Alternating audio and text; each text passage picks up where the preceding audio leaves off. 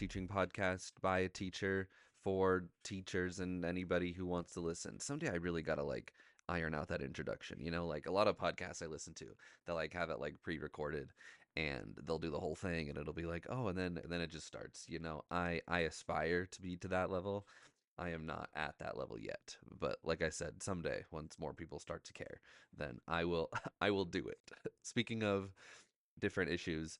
One is there's been a weird audio issue. It hasn't happened with all my episodes, but this mic that I got, like it's super cool. It like changes colors and all that shit, but it's like it doesn't plug into my Mac very well. Like I said, I'm not like a professional. So the way that I'm like recording all of these things is very like low budget, it's low key, it's not that serious because this is just silly goofy for now. And anyway, it was only playing in like the left side if you were wearing headphones. I fixed it on all my podcasts. Like I fixed it on all like the Apple Podcast, Spotify. Like it should be working on there because I went in the back end and like fixed it. But the YouTube videos and like the TikToks I'm posting, it's only showing up in like the left side, and it doesn't bother me because I don't like really listen to it that way. Um, and nor do I like think a lot of people do. But regardless, I think I fixed it with this one, and if I didn't, well, we'll just have to wait to the next one because I spent like an hour fixing all my podcasts when I heard about it after I had like grad school class and all this stuff. This is a very stressful week I've had. And then I just spent like 45 minutes trying to do it before I recorded this, and I'm already procrastinating enough. So I just wanted to like get into the episode because I don't know. I didn't really plan a whole lot for this time around because I I don't know. I was feeling very like unmotivated in some capacities because usually I like have an idea and I'm like, let's go with it.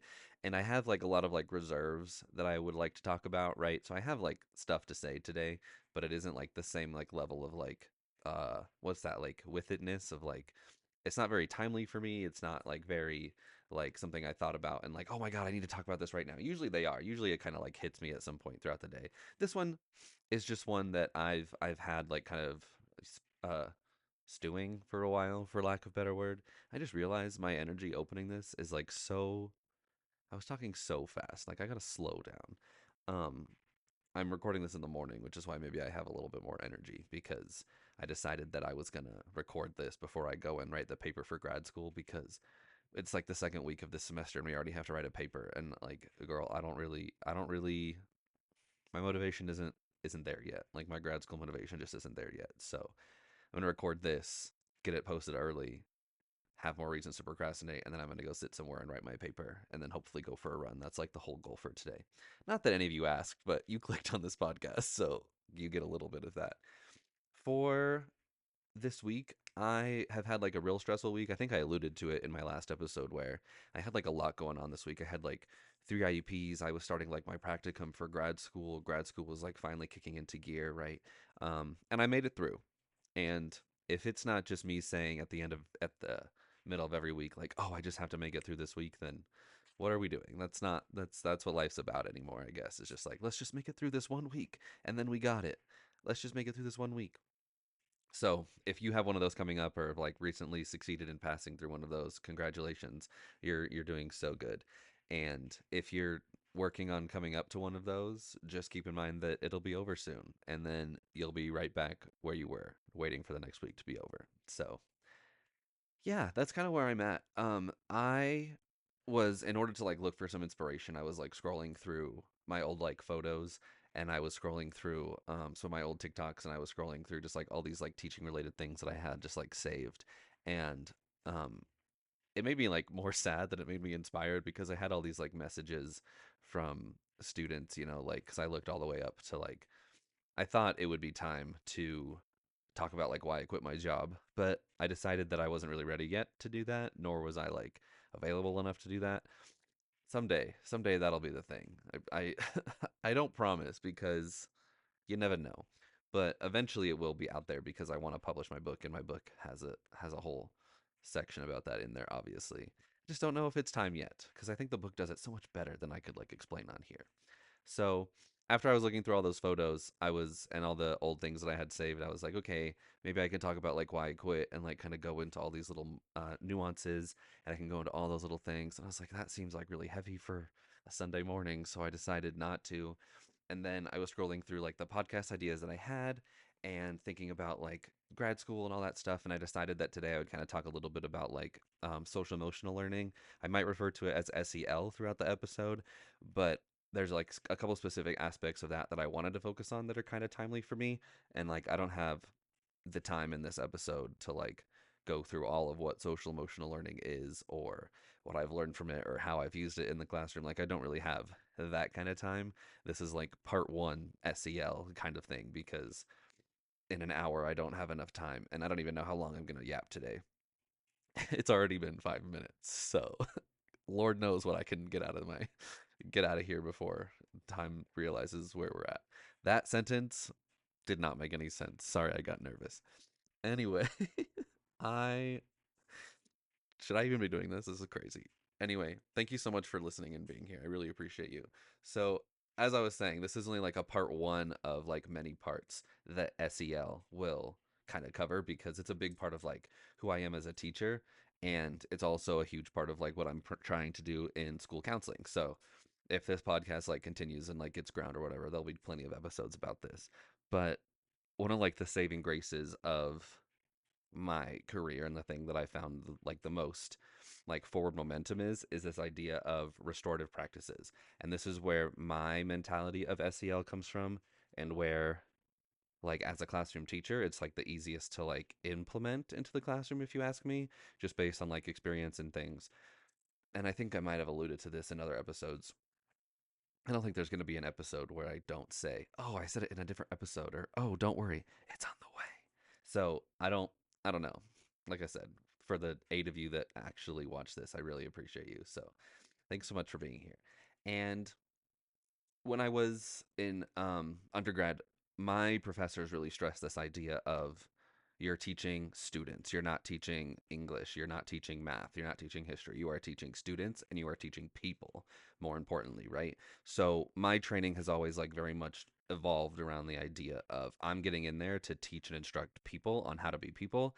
I'm not going in there to teach them about English. That subject matter is secondary to like the person that's sitting in front of you. And through all of that, right? Like I kind of obviously that's like the groundwork of the teacher that I became, but also within that there are lots of opportunities to, practice and put that theory and mindset into motion. And one of those things early on for me in my career was the idea of like restorative practices and restorative justice.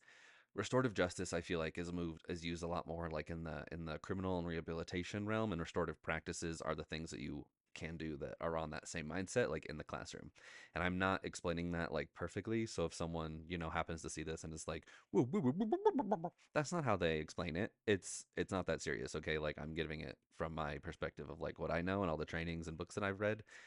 Um so in that realm, there's like this idea of when there is a conflict, there needs to be a system in place for that person to then restore that relationship, restore, uh, the situation that happened, right? So restorative practices is all about, hey, you did something wrong. Like, that's fine. People make mistakes. Like, let's fix it. Okay. And this goes from like petty things to like, stealing a pencil in kindergarten to like really intense things.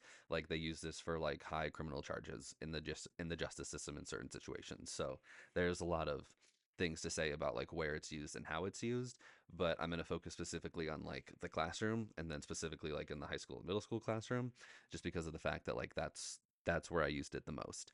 So the idea of restorative practices comes very much from this idea of, hey, let's build like a relational base that we can use to then create manageable ways to deal with our conflicts, right? And it all starts at this like very base level of relationship building. As restorative practices has this like very firm root in, do you have a relationship with this person? How do we fix that? Do they have a relationship with like an adult in their life? How do we fix that? And it's very much relational in all senses of the word. Okay, so that's where it starts. And in order to implement some of these things in a classroom, at a classroom level, if you're going to use it school wide, the whole idea of restorative practices is that everyone in that school has some sort of like base level understanding of it, right?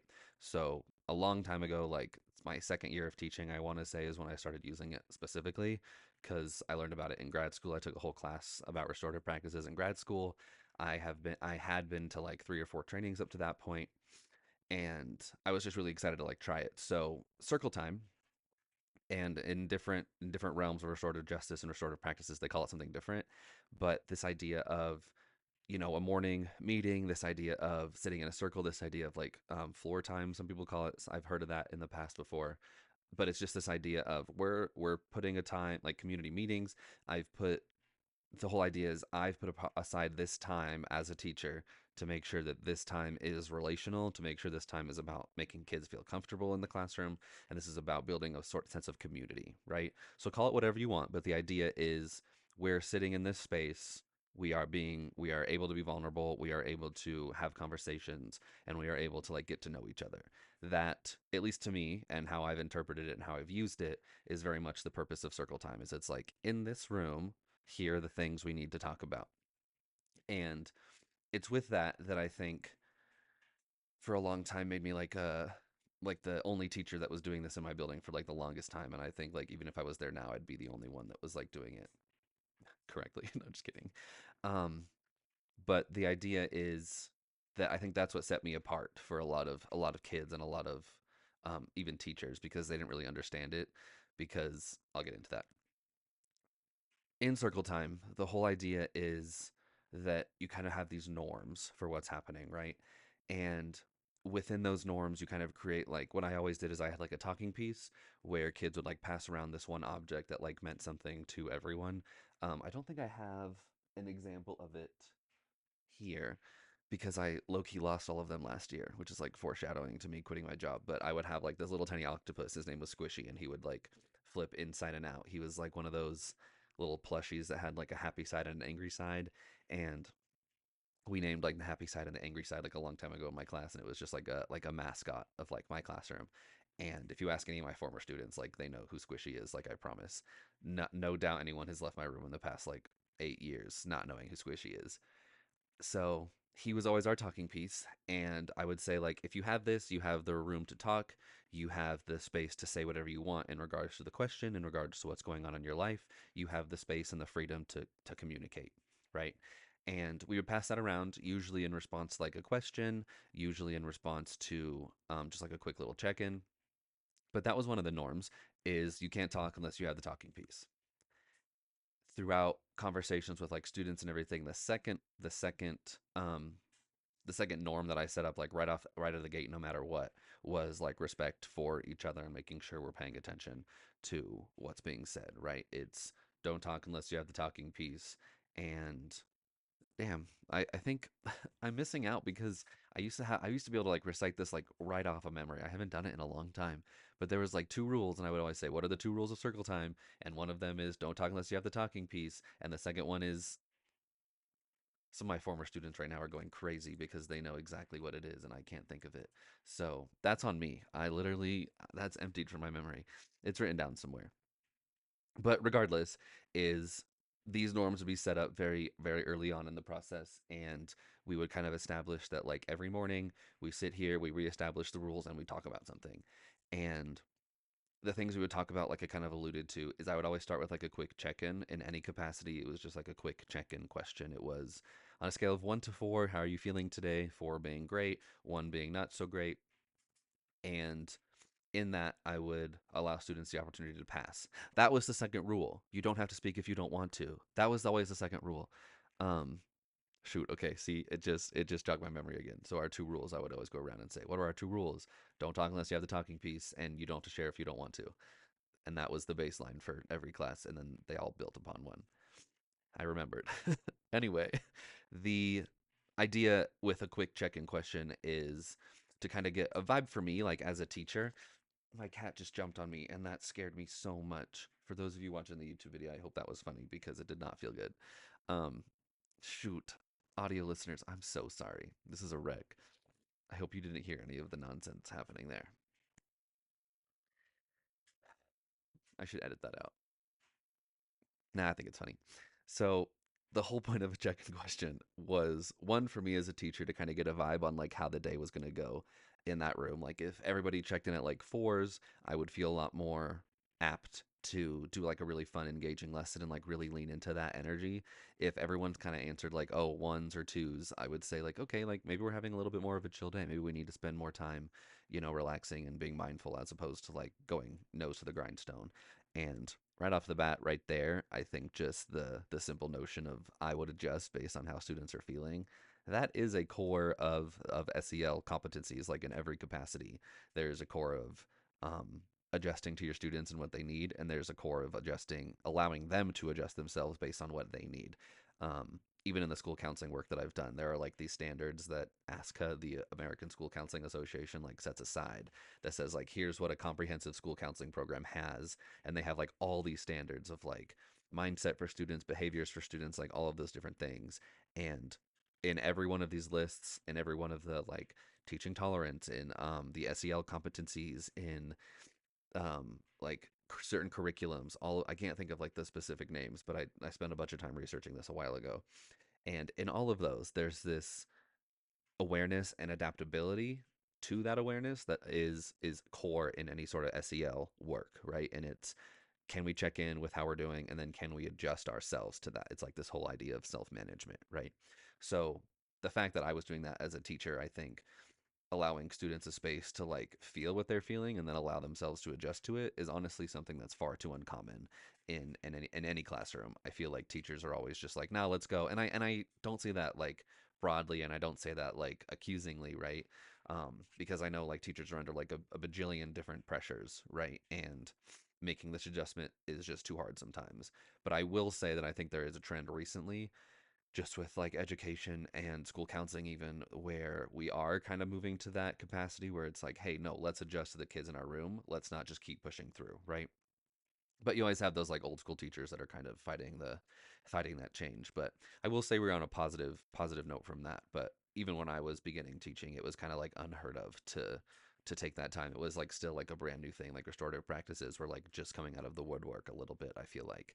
And I know they've been around for like a bunch of years, but that use in the classroom, like ASCA, like the School Counseling Association, wasn't even developed till 2002. And if you guys know anything about like education policies, it takes a long time for those things to like really get in motion. So like when I was graduating high school, I don't even think ASCA was even like doing anything that made a difference in my school counseling program. So the fact that restorative practices could have existed for God knows how long, right? It really truly hasn't been making an impact and difference until these past like 10, 20 years maybe, right? Because people are starting to notice. But even when I was beginning teaching, and that was like 10 years ago, is it was kind of like still this like brand new thing that's like being introduced. So when kids would walk into my room and I would say like, "Hey, how are you? Like, let's sit in a circle and talk about it." It was one, it was a really good break for them, and it still always has been. And two, it was kind of something that really caught them off guard for the most part because they aren't used to being treated like people. And that's insane. That's an insane sentence.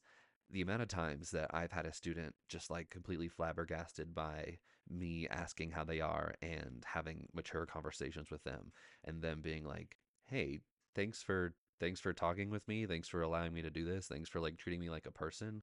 Like that mentality is too uncommon in education, I believe, that like students aren't often treated like people. And they're often just treated like, oh, they're just 10, they're just 12. It's like whatever. No, no, ma'am. No, ma'am. Those are people.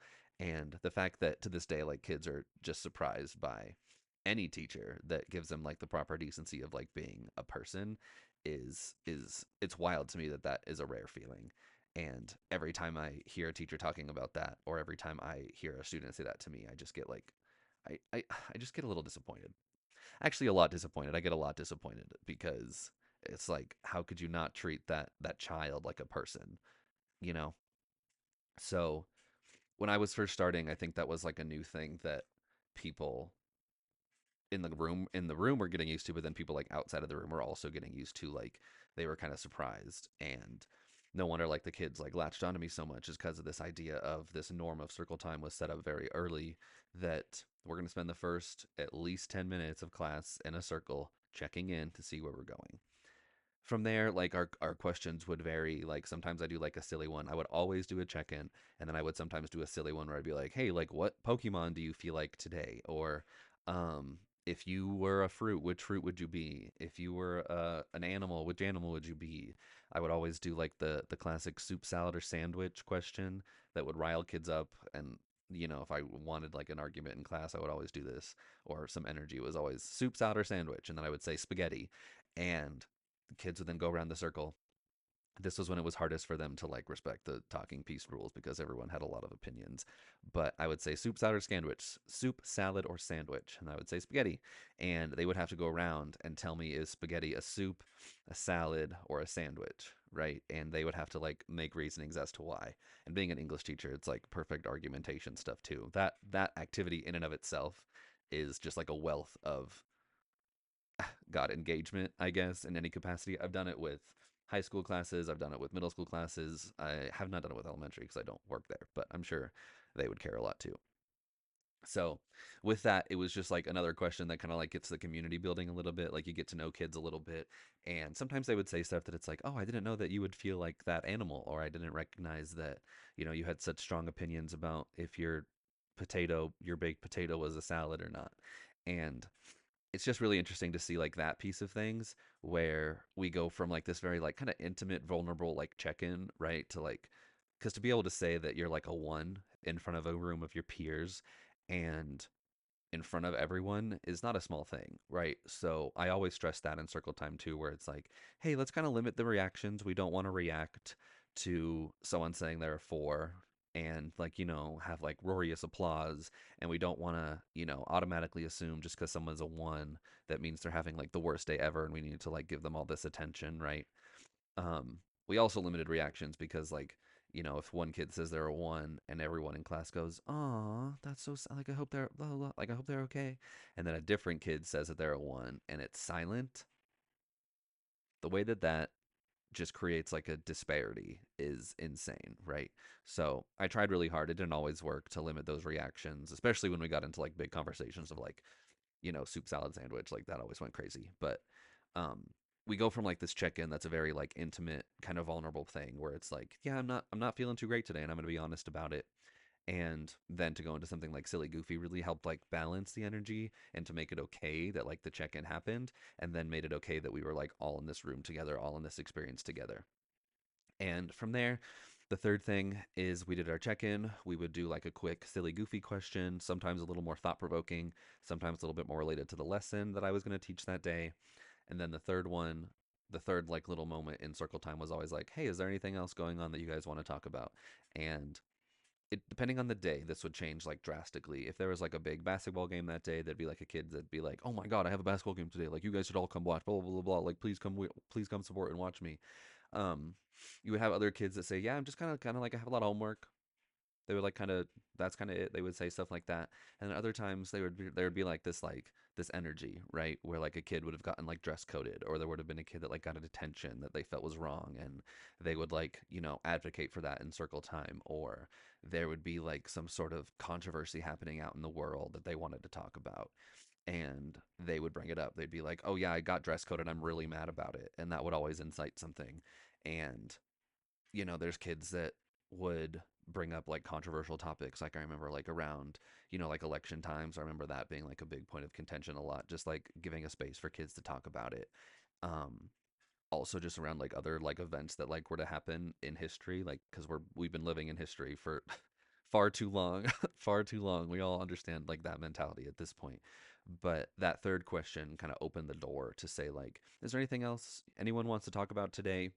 And some days there wouldn't be anything and we would just move on and be like, great, like let's not. Some days there would be like little small groups of kids that wanted to talk about something and I was like, hey, like this is a great conversation. Can I get everyone else started? We can come back. We can come back to this like little circle.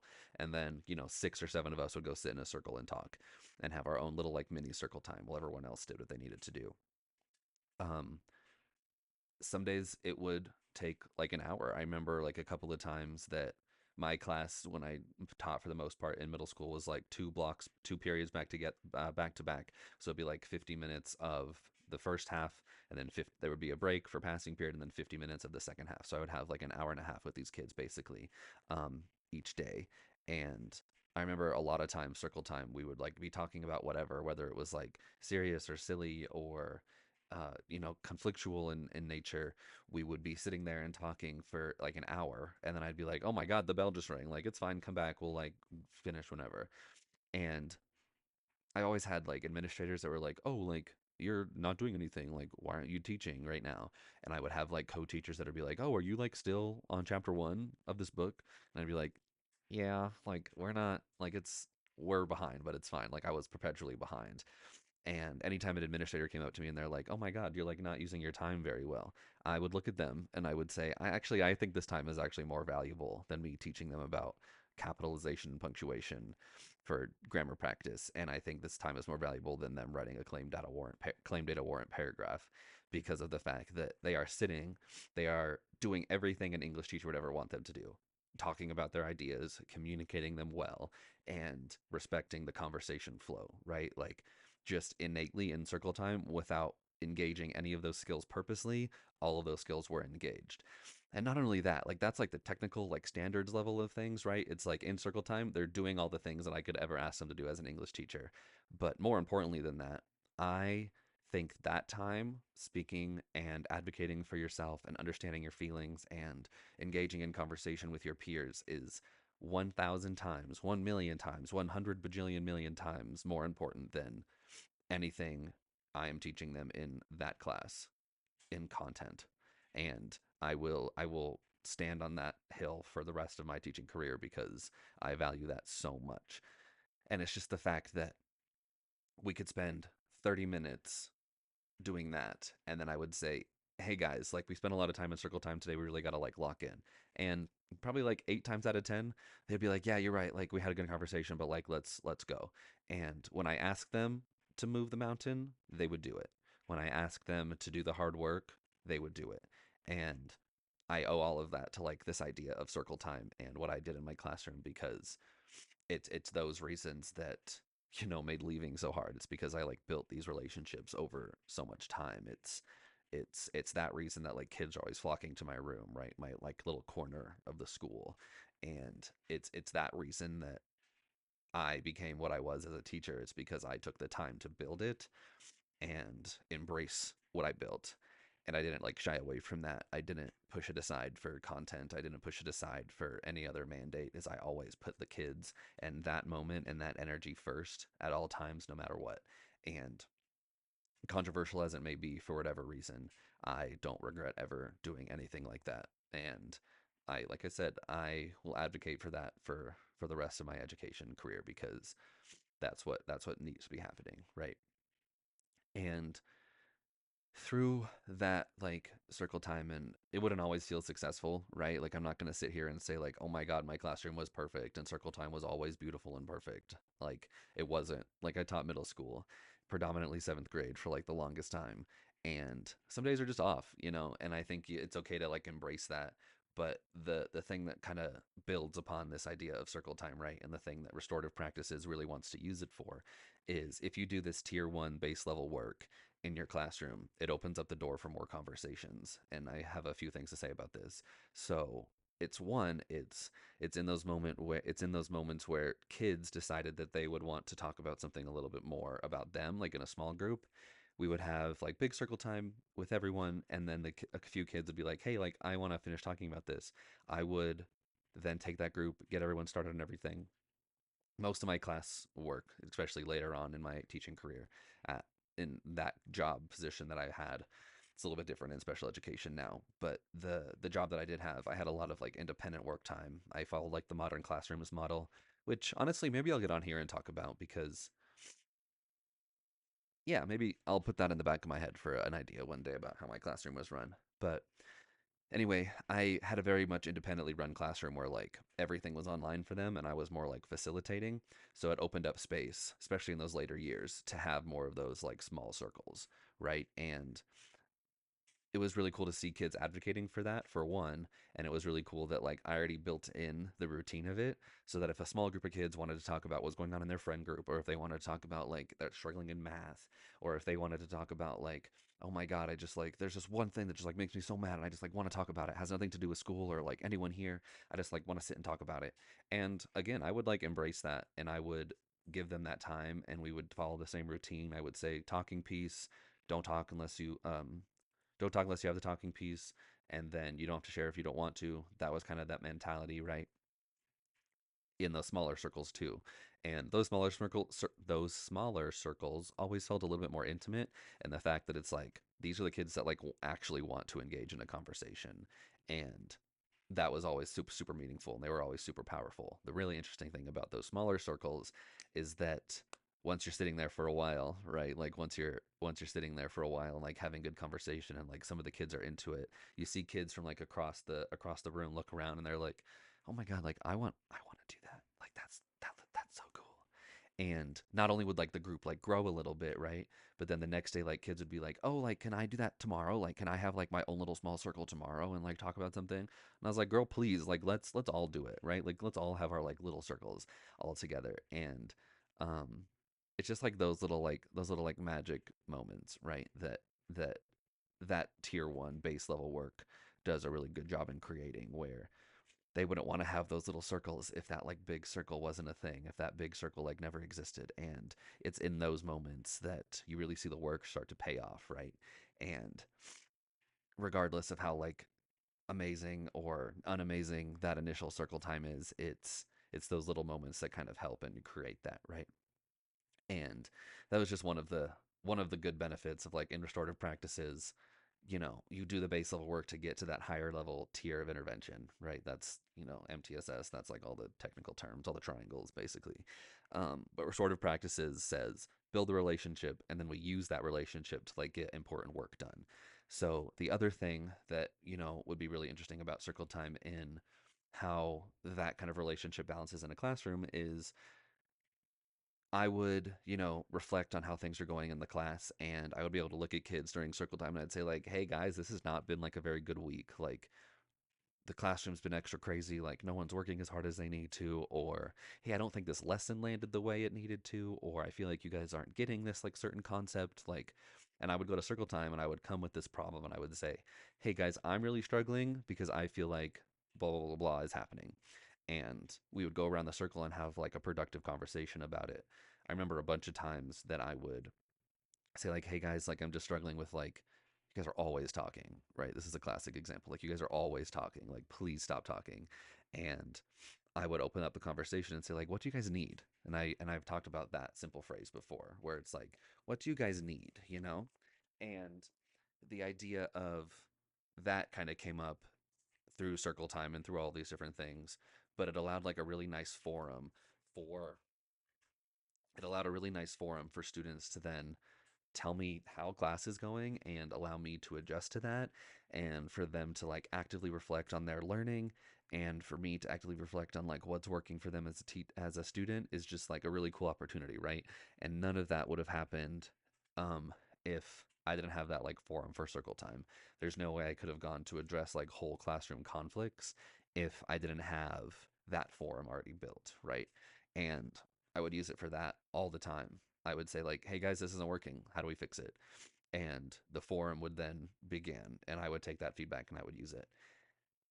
And it's just really cool. It's just really cool. Like I can't explain the the joy and the energy that transpires from like a productive conversation like that, because you don't see it like day by day, right? Like you're not going to start doing circle time one day and all of a sudden like you're going to have these like small little circles and you're going to have like this amazing forum for conversation. I think the really beautiful thing about it, and the thing that restorative practices really stresses, and the thing that a lot of schools and administrators don't get when implementing this, is that it takes time to see the results of that. Like I have been doing circle time for 9 years in my teaching career, right? Like every year is different, every classroom is different, every student is different, but the one thing that isn't different is that it doesn't happen in one day. Like I don't build this amazing community and this concept and this forum in one day. And the really beautiful thing about circle time is that it does take time. And if you put the time and effort into it, you're going to get the time and effort out of it. And it's just it's just a really cool thing to see like your hard work in that finally having a purpose towards the end of it all. Because especially if any of y'all are teachers like me who are burnt out and tired and angry about the system or whatever, at least 85% of us probably are at this point. If that's the thing, it's really hard to stay motivated to like begin to do things, but it's in those moments where it works and you put in the work and you see that you've put in the work, that you can come out with like this big open opportunity that is now productive and now doing really really cool things for your classroom. It's just like an incredible feeling. And my biggest advice for any sort of teacher that's struggling is to just, hey, have you like tried to talk to them? Like, have you like tried to talk to them about it? Like, I'm being serious. Like, I wasn't ever, for a lot of reasons, right? Like, for a myriad of reasons that is for another episode about why I quit my job, probably, is I wasn't really ever the teacher who was like, who people came to for advice. Like, obviously I'm still like a young teacher, so I don't have like that veteran status yet, right? But even like 5, 6 years in my career, like I was a veteran teacher to that school. Like every teacher in my department at one point was, hadn't been here as long, hadn't been teaching as long as I have. And even when I was at that point, like there weren't people who came to me to like ask for help, be like, oh, like Kassick, like what's going on, like how do I fix this, you seem to do such a good job with like this thing, how do I fix it? And honestly, my answer almost every time, and people stopped coming to me for advice because I would just say the same thing. They would be like, what, you're struggling with like this kid, like I'm struggling with this kid, how do I fix it? And I was like, I don't know, have you tried like talking to them, have you tried like engaging with them on like a level? And they're like, yeah, I mean, I have. And I was like, okay, so like, what does class look like? And they're like, oh, we like do this. And I was like, oh, have you like tried like talking to your whole class about it? Like, have you tried just like sitting down and being like, hey guys, like, what's going on? And they would always be like, oh, like, no, I really haven't. And then I would say like, oh, like maybe give that a try. And then they wouldn't. Like they just wouldn't.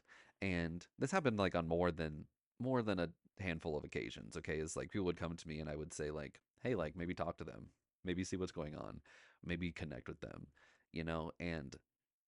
and I hear what this sounds like, where it's like, oh, have you tried building a relationship? Like I hear what that sounds like, right? And that's not really the advice that I'm giving. Is the advice that I'm giving is take the time to put in the work early so that you can reward yourself with it later, right? Where it like comes to fruition later. And that comes through listening to your students, and that comes through engaging with them on that level. Because if you're not doing that, then, you go and try to fix a problem, they're going to be like, who the fuck is this guy? Like, what does he think he's doing? Like, he doesn't know me, right? So I guess in at the core of it, maybe it is build a relationship, right? But I think more than that, it's how do I actually do that? I think this is what people always get stuck in, right? Where it's like people will come down from like the top and they'll say, have you tried like building a relationship with them? And the teacher's like, yeah, well, it's too late. And it's like, it's not too late to start. It's too late to reward yourself for what is happening from a results of a relationship, right?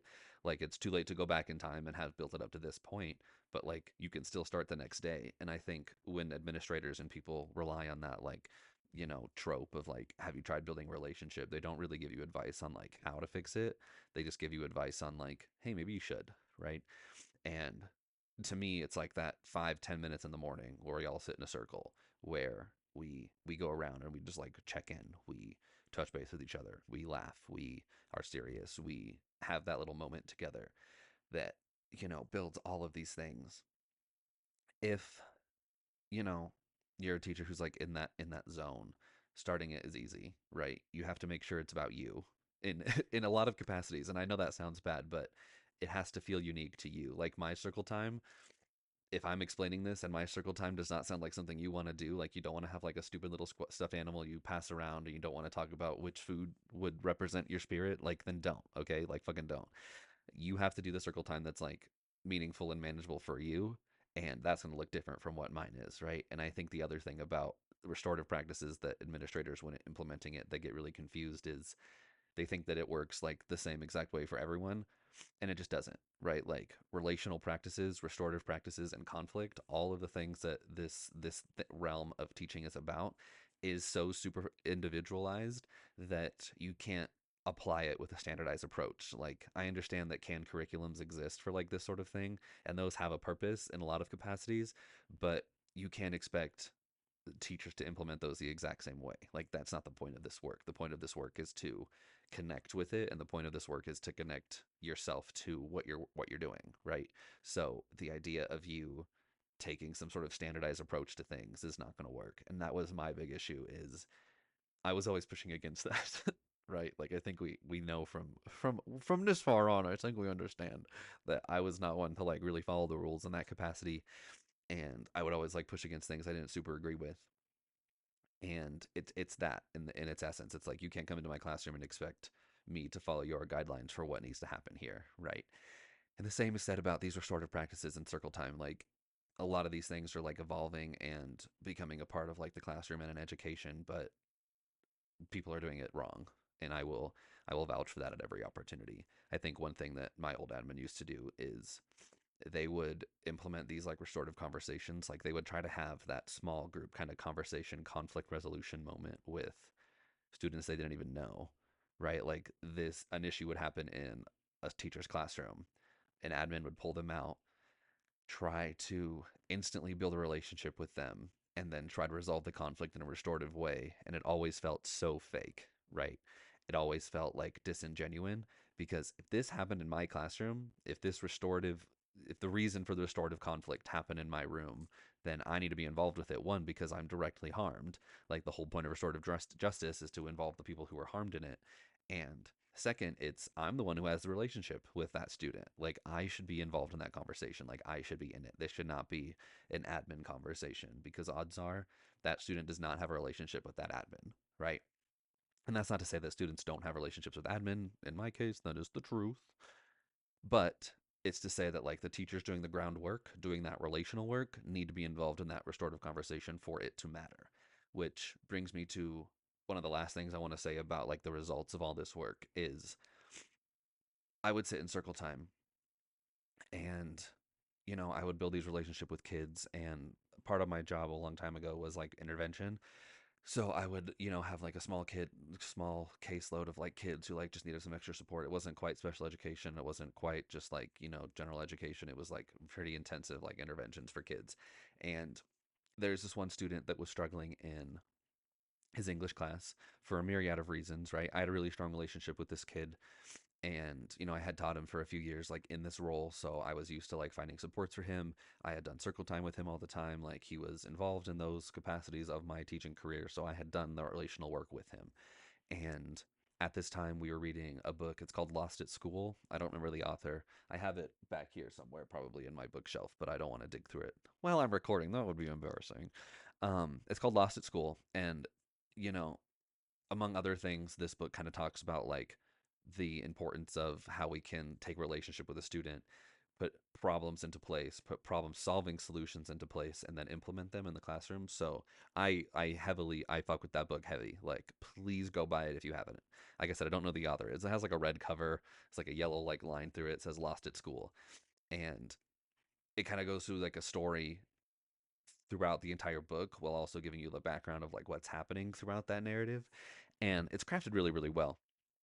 And it's one of the reasons, like, one of the things I think in the back of my head, like, made me think of like the teaching book that I want to write because of like the narrative and the pedagogical like approaches to it. And I think that's somewhat of what my book is in a lot of capacities. So, all that said, one of the resolutions of one not the resolutions one of the outcomes of doing circle time in class is that you become this like person that is safe for the kid. You become a trusted adult. You become someone who they can talk to and feel comfy with, right?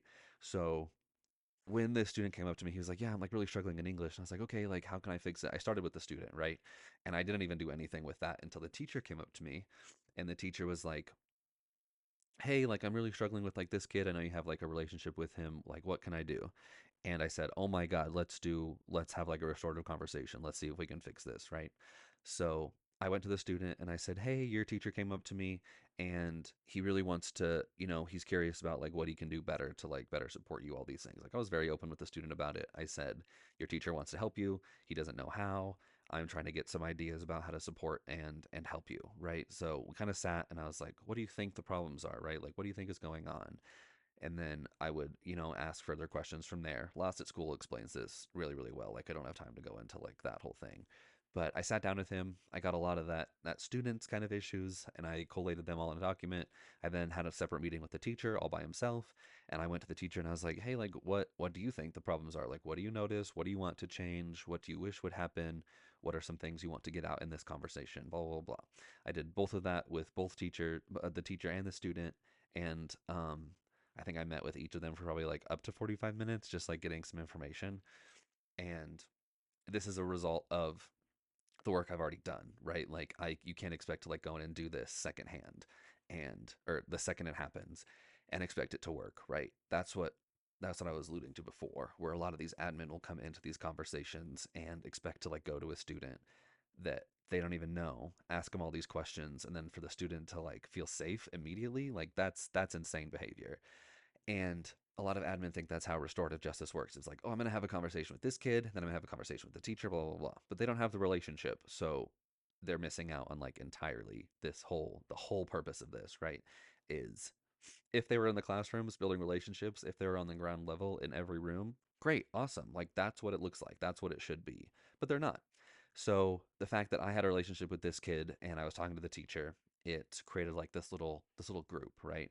So like probably in some time later I was like, okay, I want to plan a meeting with all three of us, and it was just the three of us in a room. We were kind of sitting on like a little the couch in my room at the time. We were all sitting on the couch. I had like my notes up on a document.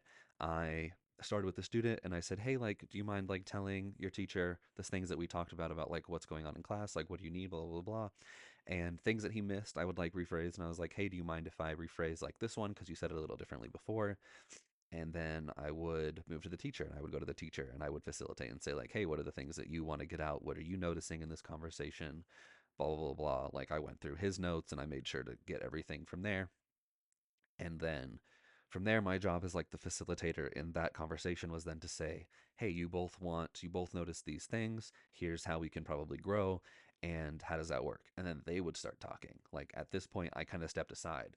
And because the student has a connection with me, had a relationship and a trust in me, that kind of transcended throughout the entire group, right? Like this kid was sitting in a room with two teachers, which, isn't a great power balance. And there are things about that in restorative justice as well. But the fact that he had a relationship with me, he trusted me to like do all of these things, is that conversation ended so well that I think about this all the time because it was like a breakthrough moment for me, like as a teacher, to realize that like, holy shit, holy shit. Do you guys know that guy on TikTok who like holds himself up with like candy canes or whatever? And he's like, Gades and Letterman. Anyway, this is what it's like to be in my brain. But that was one of my first moments in teaching that I was like, holy shit, like I can change people and I can impact them on a level that is beyond like education, right? And the teacher I know still remembers that moment like super well. If that teacher happens to be listening, like I'm sure that they'll know exactly who I'm talking about in the moment I'm talking about. Um, Ironically, this never came to fruition, this like new plan that we had moving forward, because we had this conversation probably March 8th of 2020, and days later we were out of school for the next 2 years. So unfortunately that was an example that doesn't really have an ending, right? Because we weren't able to see it come to fruition because of COVID. But that is one of the outcomes of that relational circle time, that relationship building in the classroom, and the restorative justices put into place well makes this like beautiful little moment for like a teacher and a student. And sure, it was just one kid, but could you imagine like had COVID not ended that entire school year, that student would have had, I just believe, and I'm forcing myself to believe this, because if I don't, like, what's the point, So the student would have had like such a forward trajectory after that, and then to see that work from the perspective of one, the student and the teacher, not only then engages the student, but it engages the teacher and like, oh my god, like this fucking works, like what do you mean? And then to like take that to the next level to like admin and show them like this is what restorative practices looks like and here's how it works. Like I was right there. I was right on the edge there of making that momentum shift into something, right? And that was kind of a big moment for me as like a teacher, because it just like proved why we like do all this hard work, right? It proves why we like make that relationship. It proves why we like engage so much. Sure, it took a long time, and I don't even think that matters actually, because of the fact that it takes a lot of time, but it's worth it. Like the amount of effort we put into it capitalizes on like the reward and outcome we get from that. Like to this day, I cannot think about how differently that student's career and education would have looked had COVID not, COVID like did a whole bunch of shit. So we don't have to talk about that. But I just think about like those opportunities and where they come from and how we can make more of them. And in my brain, it all starts with sitting in a circle in your classroom and asking them how they are. That's all it really takes. And circle time is something I value so much. If there was ever a moment in my teaching career that gave me the most joy and the most purpose and the most value, it was sitting in a circle in my class of 30 students, and everyone's quiet except for this one kid holding like a tiny stuffed octopus, and they just feel this safety to communicate and this safety to like advocate for themselves that I feel like is often not even a whisper in some classrooms, in some students, in some people, and I feel like there needs to be more of that. And I don't think there's a better note to end on than that one. See, like it's been an hour, it's been 50 minutes, and I found something to talk about, and it's something I could talk more about, to be honest. I think all of this is to say that in all of my work that I've done as a teacher, not only are those moments the most valuable, but it also is those moments that made me realize that like, maybe someday I will be a good counselor. Like I'm in that program right now, right? But it's really cool that like there's a job that's purely meant to do like that sort of thing, right? Like teaching and counseling have a lot of overlap, I'm learning, in a lot of capacities, but counselors really get to work on that group circle time level, like in my head. And I know this is probably inaccurate, and any counselors that happen to be listening, like please tell me otherwise in the comments and the reviews that you're all gonna write a really nice review after this, please, because this is a good episode. Okay, I'm so proud right now. And I know that this isn't necessarily how it's like, but in my brain, it's like the perfect counseling job is I'm gonna go into a classroom and I'm gonna have circle time for the rest of my life, and that's so cool. So with that, thank you so much for spending some time with me, for spending 50 minutes and counting with me. Really appreciate you. Please go follow me on all the socials. It's Kassick's Corner on basically everything that matters at this point. KASSICKS Corner on all socials. The more you follow me, the more that you get to hear my really cool, awesome ideas, and the more that we get closer to like me actually publishing the book about it, right? I just say that every time because it's like you never know who's listening. If there's some person that's like, I know a lot about this and I really want to publish this, like you never know. You never know. You never know who's listening. So, thank you first of all for listening, because even though there's only like I said, like I don't really know the scope of who's listening and who's watching, um because of the fact that like looking at the analytics, one, it kind of scares me and it depresses me in a lot of ways, so I don't like spend a lot of time there. But the fact that there are people like listening makes me feel like I want to keep talking. And like I said, this always feels productive regardless of yeah, regardless of who's actually listening. So thank you so much, because if you're listening to this, you made it this far, and I really appreciate you. I'll catch you in the next one. I am so proud of you. Thanks for being here, and yeah, and keep doing you.